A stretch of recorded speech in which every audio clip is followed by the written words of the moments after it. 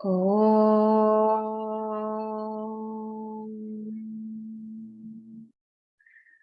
Om.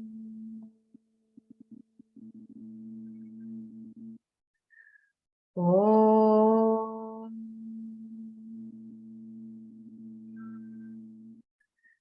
Om Sahana Vavatu Sahanao Bhunaktu Saha Viryam Karavavahai Tejasti Navadhitamastu Ma Vidvishavahai. Om Shanti Shanti Shanti. Samasta Jana Kalyani Niratam Karunamayam Namami Chinmayam Devam Satgurum Brahma Vidvaram Namah Shri Shankarananda Guru Padam Bhujanmani Savila Samaha Moha Graha Graseka Karman. Okay. So let us read the verses we covered last time. Verse 103, 4, and 5.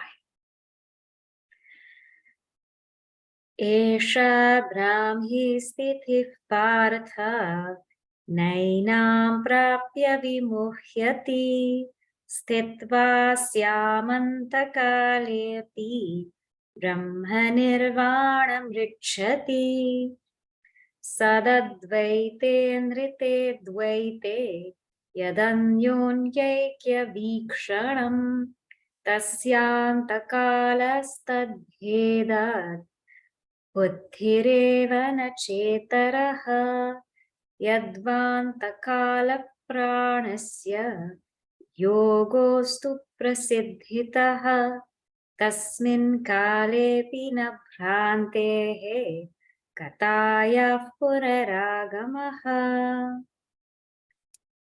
So we are in the final few verses of the second chapter. And what Swami Vidyaranyaji is trying to say here is that who is a Jivan Mukta? A Jivan Mukta is the one who is very, very firm in the knowledge of non-duality, which is Brahma Satyam. Brahman is the only reality, Jagan Mithya. So this was said in verse 102. And where does this knowledge take place? It takes place in the mind-intellect equipment. So this knowledge is very firm. It says here, Susthita. Susthita means it's very firm. It's without doubts. It's without, unnecessary distractions. It is with utmost depth and clarity. And so this being now who has that mind of knowledge, which is absolutely steady, that mind is called the Jivan Mukta. That mind, intellect, that falsified ego is called the Jivan Mukta. Because as far as this being knows, they themselves are Brahman. The one who is realized Brahman is themselves Brahman. Right? Brahmavid Brahmaiva Bhavati. But for our understanding, we call this person Jivan Mukta. We call them a person, we call them Jivan Mukta, because their mind, intellect, equipment is endowed with this steady knowledge.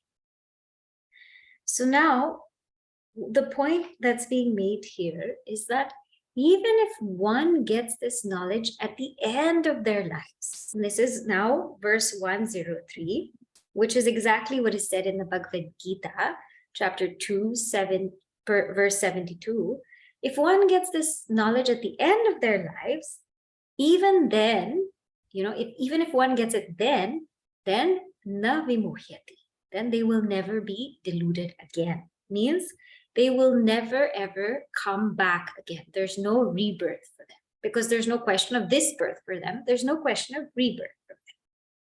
And they attain to their being. So the idea is when this Jivan Mukta realizes the truth, even let's say if it's at the end of their lives, they realize the truth, what happens is The gross body merges with the gross elements, and the subtle body merges with the subtle elements. There's no more coming back for this Jivan Mukta. So now Swami Vidyaranya ji said, I think we need to give a different interpretation here, because Antakala literally means the final moment, right? Anta, final, Kala means time or moment. So we're talking about somebody who is able to realize the truth at the end of their lifespan. But Swami Vidyaranya ji says, you don't have to wait till the end of your lifespan. Let us take another meaning of Antakala. And here, Antakala, Anta means destruction. Anta can also mean destruction. And destruction of Kala, that means the moment of destruction. Kala means moment or time. So the moment of destruction of what? Ignorance. So he said this word Antakala in verse 103, it can mean that at the moment of the destruction of ignorance, at that moment, then that Jivan Mukta is essentially free, even while living here, even if they're not old, lying in their deathbed at the time of death, even while living here, at that very dawn of realization, there's no more coming back. Their subtle body is completely destroyed. The whole vast karmas, the sanchita karma, the accumulated karma, that's already destroyed. The prarabdha karma that appears there to affect the Jivan Mukta is affecting their body, but not them. So even if the prarabdha karma is as though there, it's affecting their body, but not them, because they are Brahman, right? And the agami karma, or any future accumulated results of action, because they will still act in the world, those will go to whoever their disciples are. Those disciples who have been serving them, all their good merits will go to them. Those who have criticized them, if there's any such demerit, it will go there. So here now, this Jivan Mukta, even while living, that when that ignorance is destroyed, there's no question of coming back. So Swami Vidyaranya ji said, let's take this meaning. And what do you mean that the ignorance is destroyed? He says in 104, that moment where the mutual identification of duality and non-duality, because right now we mix them up. So that moment when we're able to separate them clearly, that moment when we're able to separate them clearly and saying, this, what is the substratum? The substratum is Sat, or existence. And on this substratum, the world is superimposed. And therefore, they're different. Sat is there, and on Sat, the world is superimposed. See that difference. And then later on, see that Sat is the substratum, and the world is superimposed. They are different. So Sat is Sat, existence. What's different from existence is non-existence. So the world is non-existent, but yet it appears, so it's illusory, it's mithya. And that world appearing on Sat finally doesn't mean two things, because the appearance doesn't count. It cannot exist without existence. And therefore, existence alone is. So the one who arrives at this knowledge, when this knowledge is arrived at with full conviction, clarity, and depth, no more contradictions in one's mind, then that is a Jivan Mukta. And then, thus, the destruction of ignorance takes place, and one realizes that they are ever free. So now, then in 105, we saw, okay, let's just take a look at, let us take it as the final moment before the death of the body, right? Let us say this knowledge takes place at the final moment before the body dies, What if this Jivan Mukta can't remember this knowledge? What if something happens to his or her mind in such a way that they can't remember this knowledge? Are they still free? Are they liberated? So with this now, the next verse comes. Okay, so we'll read that, verse 106.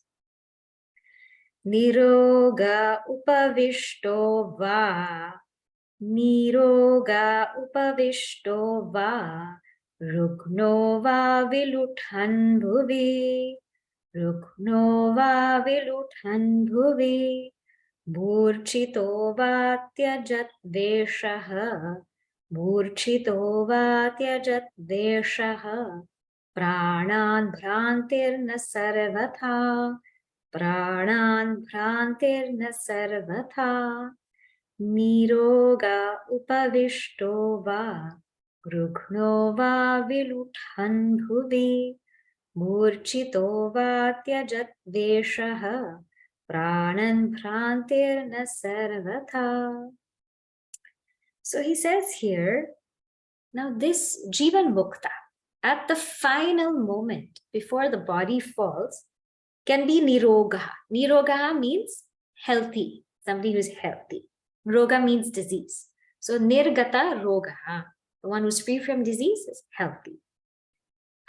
Upavishtaha, or comfortably sitting. Va, or rugnaha. Rugnaha means suffering. Va, viluthan bhuvi. Viluthan means the one who's moving, bhuvi, in earth, who's roaming in earth, roaming around. Or murchitaha, murchitaha, the one who's fainted.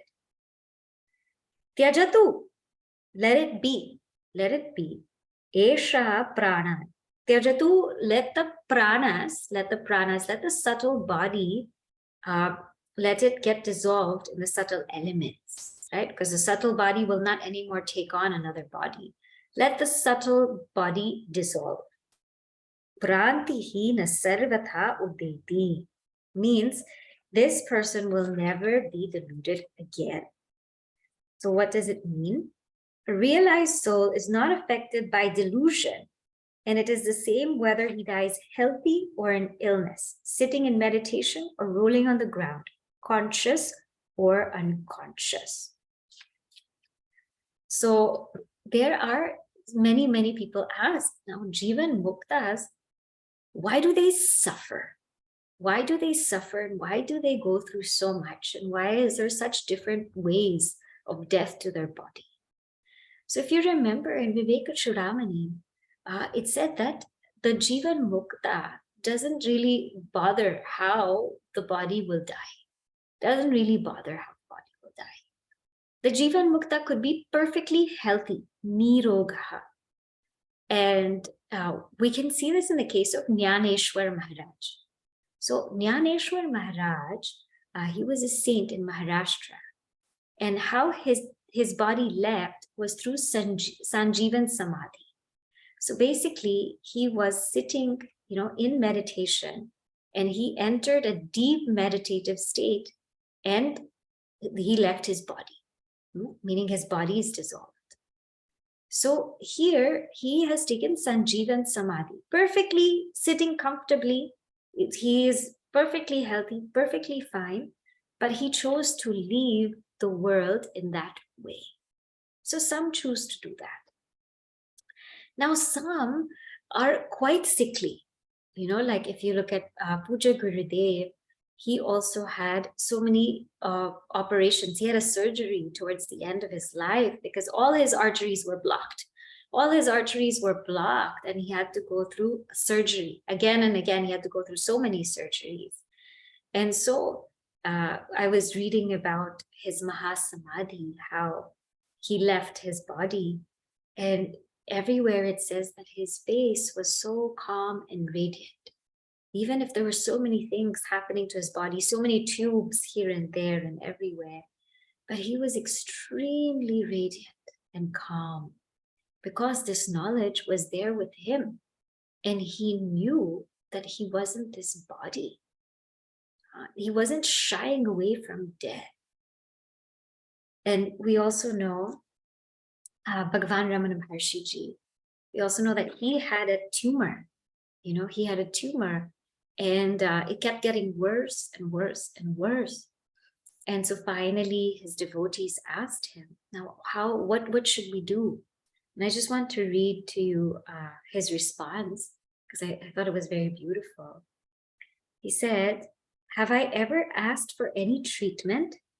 It is you who want this, and that for me. So it is for you to agree about it amongst yourself. If I were asked, I should always say, as I have said from the beginning, no treatment is necessary. Let things take their course.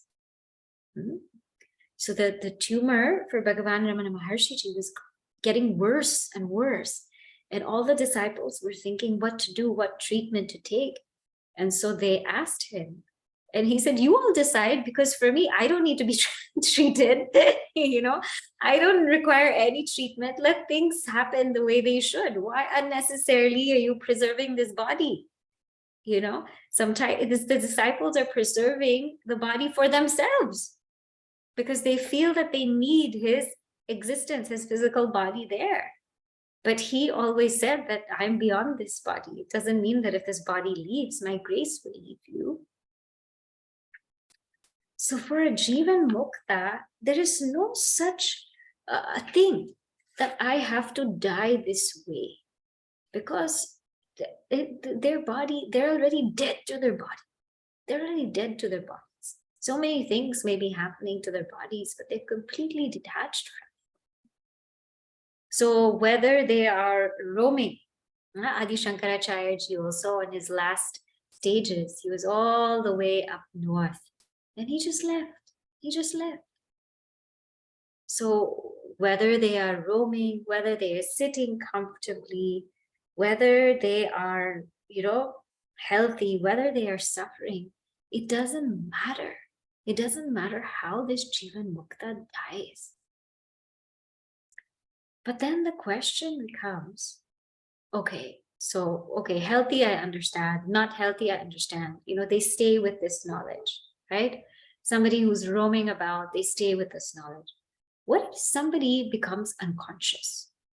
What if a Jivan Mukta, goes into coma and then dies? What if a Jivan Mukta gets dementia or Alzheimer's or loses their memory? Will they still be liberated? Will they still be liberated? Because that means that knowledge is not there anymore. So that means that knowledge is not there anymore because their brain's not functioning. This is some doubt that we may have, that maybe the knowledge is not there anymore because their brain is not functioning. So are they actually free, or are they actually liberated? So this question comes up. So now Swami Vidyaranyaji says, this is the answer. Verse number 107. Dine dine swapna suptyoho, dine dine swapna suptyoho, adhite vismrite pyayam, adhite vismrite pyayam, pare dyurnanadhitasyat, pare dyurnanadhitasyat, tadvad vidyananashyati, tadvad vidyananashyati, dine dine swapna suptyoho, adhite vismrite pyayam, pare dyurnanadhitasyat, tadvad vidyananashyati. So what it says here is dine dine. Dine dine means daily, daily. Adhite. Adhite means that which is studied. That which is studied every day, dine dine. Swapna suptyoho. Swapna suptyoho. In dream and in deep sleep, vismrite api is forgotten. That which is studied daily is forgotten in dream and deep sleep. Even if it's forgotten, api, even if it's forgotten in dream and deep sleep, ayam. Ayam means here the student, adhyeta, the student. Paredyuhu. Paredyuhu means the next day.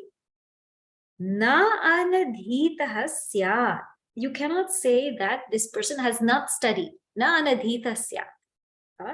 Can't say this person has not studied. Tadvad vidya nanashyati. In the same way, vidya, or that knowledge, is not destroyed, is never lost. So here, the knowledge of Veda acquired during the waking condition is daily forgotten during dream and deep sleep states, but it returns on the morrow. Similar is the case with the knowledge of Brahman. It is never lost. So what does this mean? This means basically that this knowledge of the self is much deeper than thought. So and it does not depend on thought. So two things. One is this knowledge of the self is deeper than thought. And two, it does not depend on thought. So for example, every day, so back in the day, they used to chant the Vedas, and chant the Vedas by heart. By heart means that there was no written form of it. Everybody used to memorize it, right? And they used to chant the Vedas every day. And every family was in charge of preserving one Veda. Some families, 2 Vedas, 3 Vedas, etc. And so every day they would chant it. But now when you go to dream state, that knowledge may not be there of the Veda, right? That whatever we chanted in the day. And definitely when we go to deep sleep, that knowledge of the Veda might not also be there. It's not there, actually. It's really not there. Sometimes we may dream of the Vedas, so it could still be there in dream, but in deep sleep, it's not there. It's not there because the mind is not there. So, but does that mean because the knowledge was there in waking and not there in dream and deep sleep, does that mean that the knowledge isn't there? No. Because the next day again, one remembers what they have studied. And thank God for that, right? We've done Panchadashi chapter 2. So we're here because we're hopefully remembering some of the things that we studied. So what this says is, this knowledge of Brahman is not dependent on thought. Okay? So point number 1, it's not dependent on thought. Yes, it takes place through thought. That's very clear. It takes place through thought, like the Brahmakara Vritti. That itself says it's a thought. It takes place through that thought that I am Brahman. Yes. But as it becomes deep, as one becomes convinced about it, it penetrates one's entire being. Just like a drop of ink penetrates entire water, the same way knowledge, once it is deeply rooted, it penetrates one's entire being. And we don't have to keep thinking about it for it to be there or to prove that it's there. Just like our names. How deep is the knowledge of our name, right? I'm Shubhani. I don't have to keep thinking I'm Shubhani, I'm Shubhani. It's there. It penetrates my entire existence. And even if I'm not writing my name or not saying my name, I know my name. So this knowledge has gone deeper than thought. So even if, or the knowledge of I'm a woman, right? I don't need to keep saying I'm a woman or keep proving that I'm a woman. It's gone so deep that in and through all of my transactions, it is there. It's an all-pervasive, deep knowledge that is beyond thought. So in the same way, this deep, steady, very clear knowledge of Brahman is beyond thought. And being it's beyond thought, even if the person goes unconscious, it doesn't matter. It doesn't matter because thought is not a proof of knowledge. When a person becomes unconscious, their brain doesn't function, right? Now, the brain is just a physical organ. So this is what we have to be clear about. The brain is a physical organ and it is gross, but the knowledge is subtle. It's subtle. Huh? That's why in Vedanta, we never say knowledge takes place in the brain. We say it's buddhi, intellect, subtle equipment. So the brain is gross, but the knowledge is subtle. And no doubt the subtle expresses through the gross. Huh? The intellect expresses through the brain. There's no doubt about it. But the brain doesn't determine the presence or absence of knowledge in the intellect. So the intellect expresses through the brain, but the brain doesn't determine absence or presence of knowledge. Just like this is my physical eye, the gross body, and my faculty of seeing is subtle. My faculty of seeing expresses through my eye. That is a fact. But my eye doesn't determine the presence. The faculty of seeing is beyond my eye. It's beyond my eye. So if my eye stops working, that doesn't mean my faculty of seeing is not there. It's there, but because there's a block, it cannot express. So you see what I'm saying? So even if there's a block in the brain, it's okay. It's okay if this realized being faints, goes unconscious, loses their memory, gets dementia, gets Alzheimer's. It's absolutely 100% okay, because the knowledge has gone deeper than thought. And knowledge does not depend on thought. This knowledge pervades our entire being. And it is so deep that nothing can actually negate it. So therefore, Vidyaranya Swamiji says, don't worry about how the body will die. Take it easy. Take it easy. Just realize the truth. Realize the truth, and however the body has to go, it will go. And so one question comes here in the Bhagavad Gita in chapter 8, verse number 6. There's this verse. I'll read it to you. Then I'll just go through it a little bit. It says, Yam yam vapi smaran bhavam tyajantyante kalevaram tam tamevaiti kaunteya sada tad bhava bhavitaha. So this verse comes in the 8th chapter, and what it says is that which we think about at the time of death. Yam yam vapi smaran bhavam, that which we think about at the time of death, as we leave the body, to that we will go. Tam tam eveti kaunteya. Why? Sada tad bhava bhavitaha, because we've constantly been thinking about that. So for one who has not realized the self, what will happen at the time of death?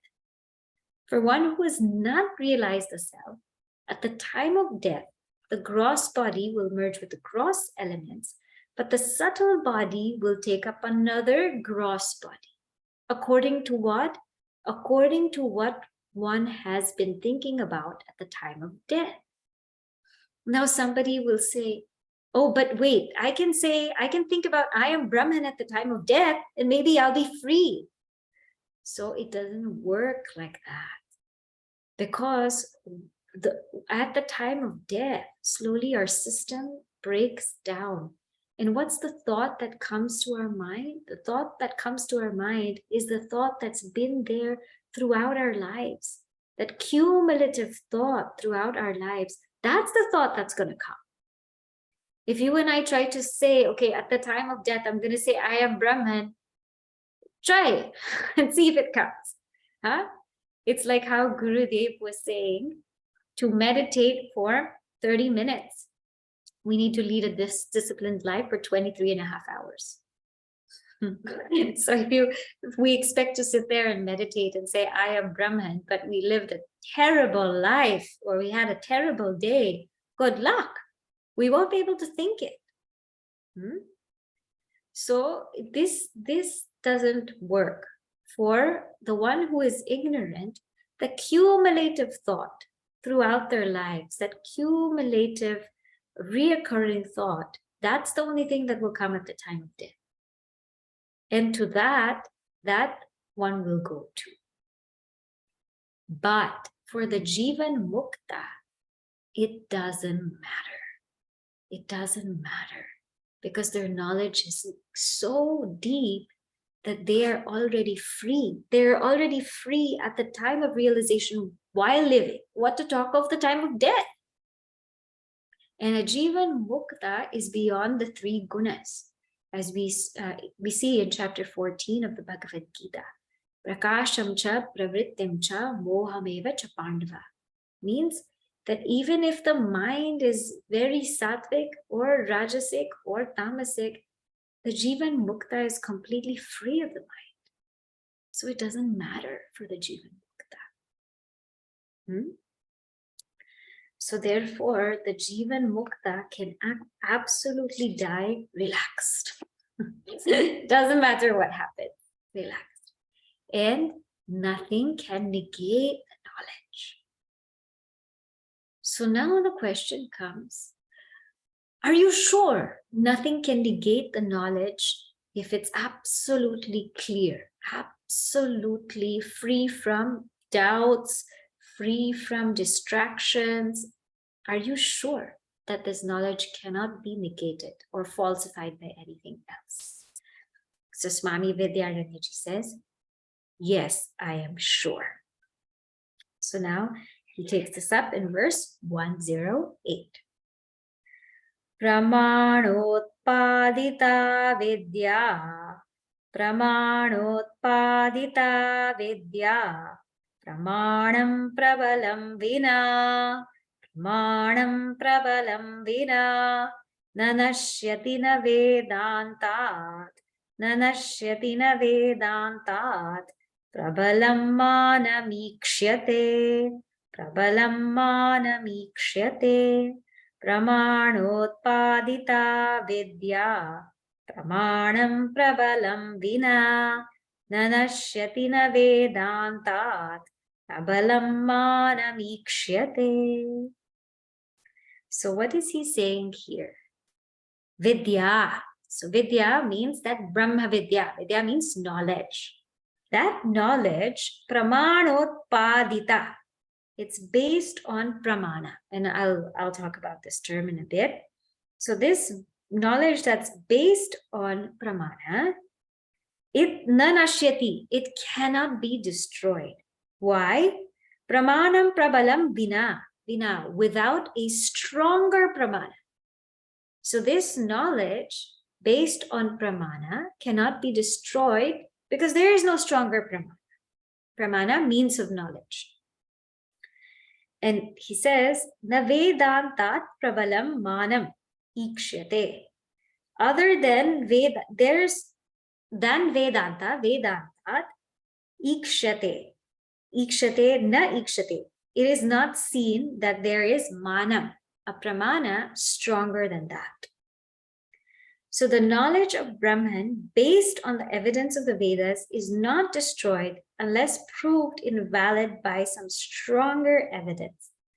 But in fact, there is no stronger evidence than the Vedas. Okay.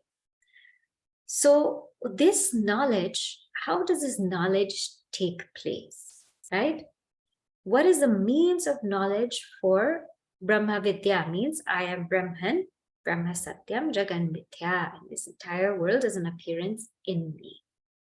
The means of knowledge is what we call our Upanishad. Upanishad.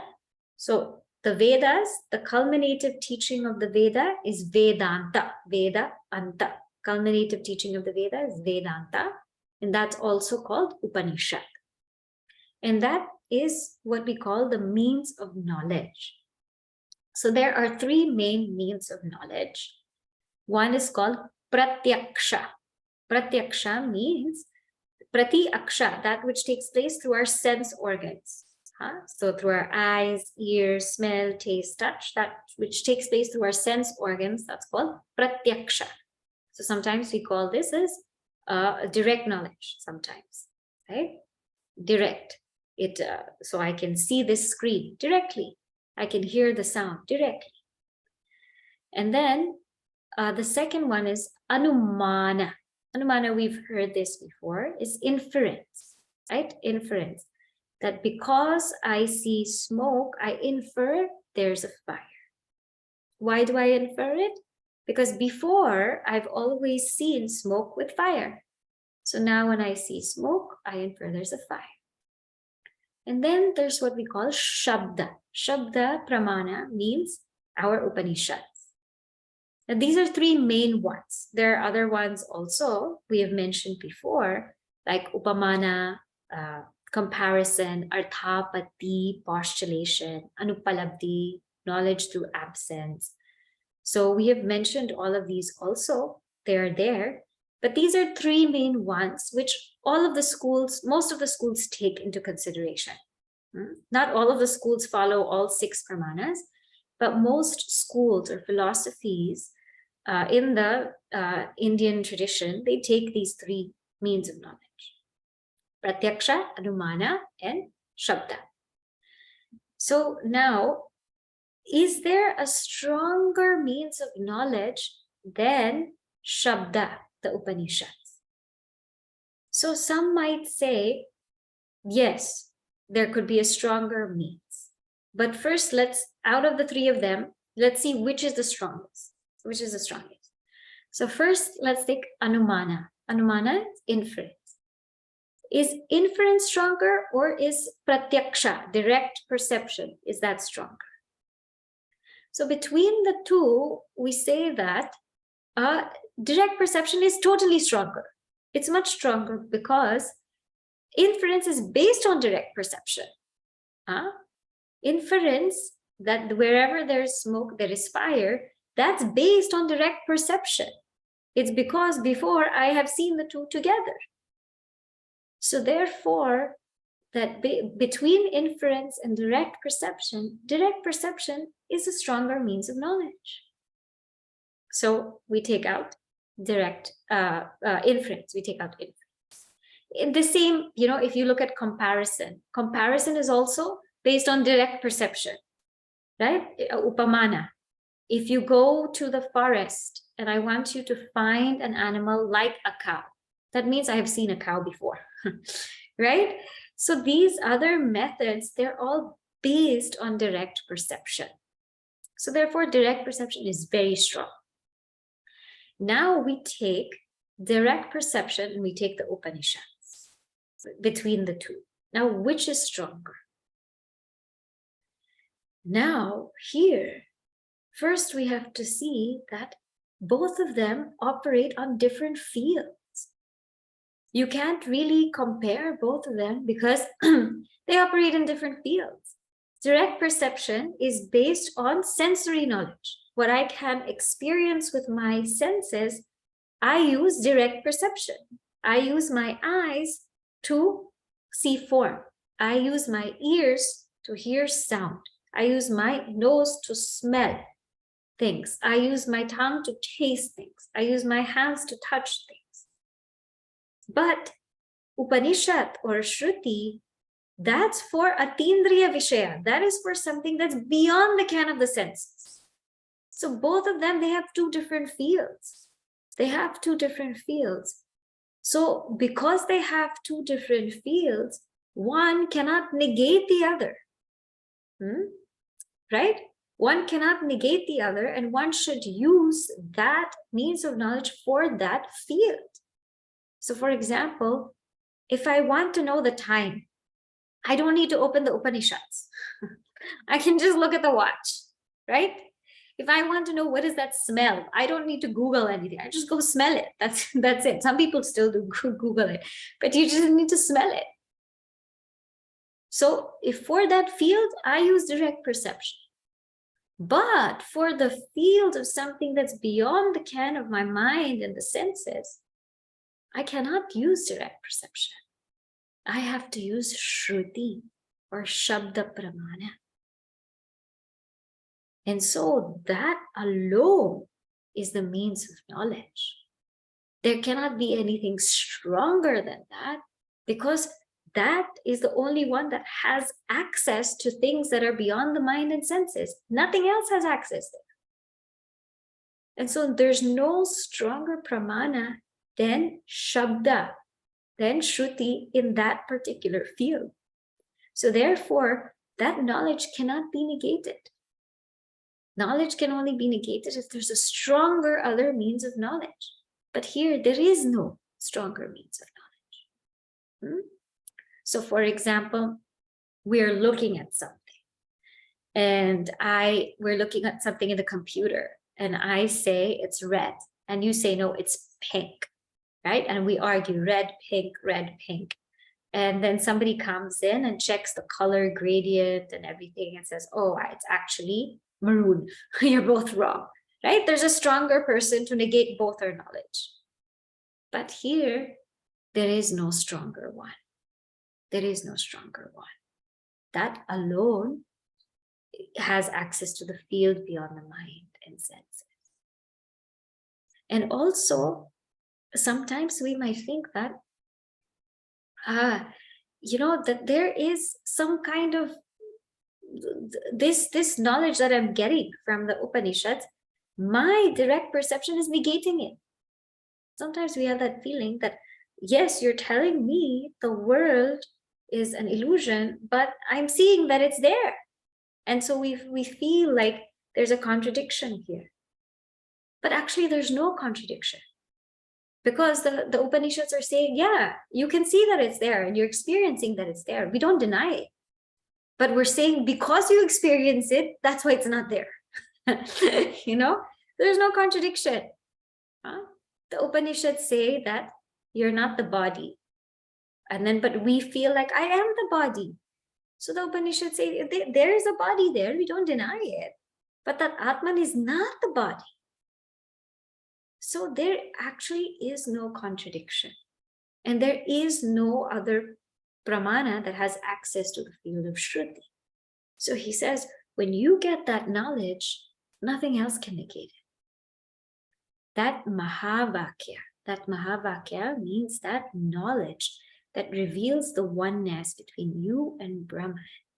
When you get it free from doubts, when you get it deeply without your mind fluttering here and there, when you get it firmly, nothing, absolutely nothing can negate it.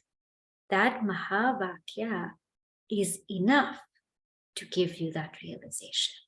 There's absolutely nothing else required. One doesn't even have to wait for any mystic experience. One doesn't have to wait for a samadhi or for a mystic experience. That pramana, that Mahavakya itself will give you the realization. And that is the absolute truth. And so therefore, let that Jivan Mukta be however they need to be. So now, Swami Vidyaranyaji says, now I have taught you whatever it is that I need to teach you. So let us conclude this with the last verse.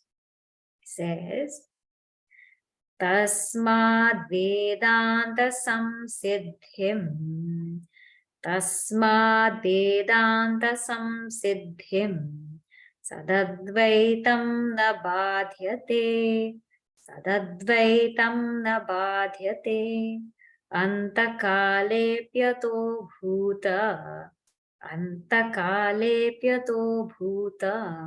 Viveka nirvriti sthita Tasmad Vedanta Samsiddhim Sadadvaitam na badhyate Antakale pyato bhuta Viveka nirvriti sthita. So he says, therefore, tasmat sad advaitam that knowledge of non-duality, that sat, that existence, that non-dual existence, na bhadyate, is cannot be falsified. Antakale api, even at the last moment, it cannot be falsified.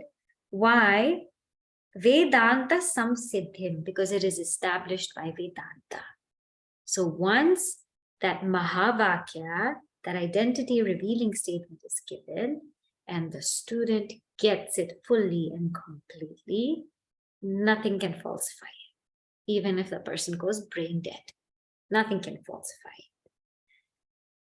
And he says, Ataha, therefore, Bhuta Vivekat, the discrimination of the Bhuta, the 5 elements from the non-dual reality, Nirvritihi Sthita, it ensures peace, and peace or bliss ineffable. So therefore, the knowledge of the non-dual reality, thus established by Vedanta, is not falsified even at the last moment, whatever interpretation is taken. So the discrimination of the elements from the non-dual reality surely ensures peace abiding or bliss ineffable. No transmigration for this being. So what does he say here? However, whatever happens to that Jivan Mukta, they will absolutely be okay because of this knowledge. And in this particular chapter, the way that Swami Vidyaranyaji explained this knowledge is through Viveka. Viveka means discrimination, discernment between what? Bhuta. Bhuta means elements and reality, Sat. So he made a very, very clear distinction in this chapter between the 5 elements and reality. And what did he establish? He established the Chandogya Vakya, the statement from the Chandogya, which said, Sadeva Somya idam agra asit, ekam eva advitiya. Sat eva, Sat alone. Sadeva Somya, O Somya, Sat alone. Sadeva Somya idam agra asit. This creation was Sat alone. One, ekam eva, one alone without a second.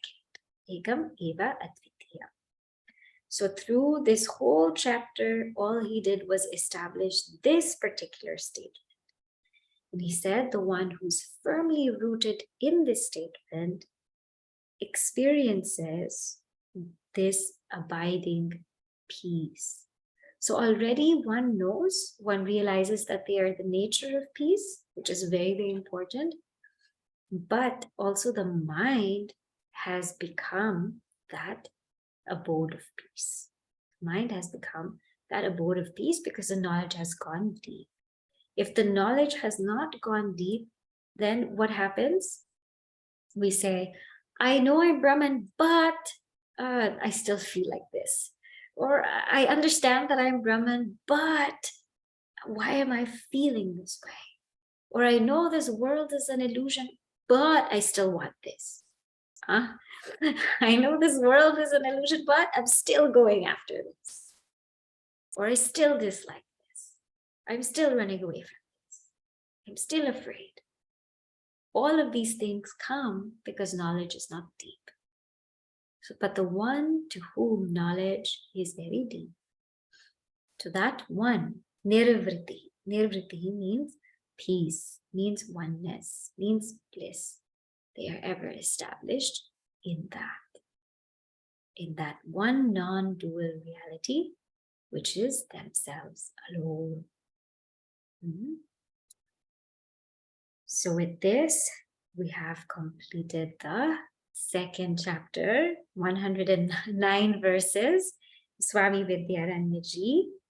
Let us just read the first verse here. So if everybody can turn their pages to the first verse, as a significance that this is something that we'll have to continue thinking about, and we can chant this together.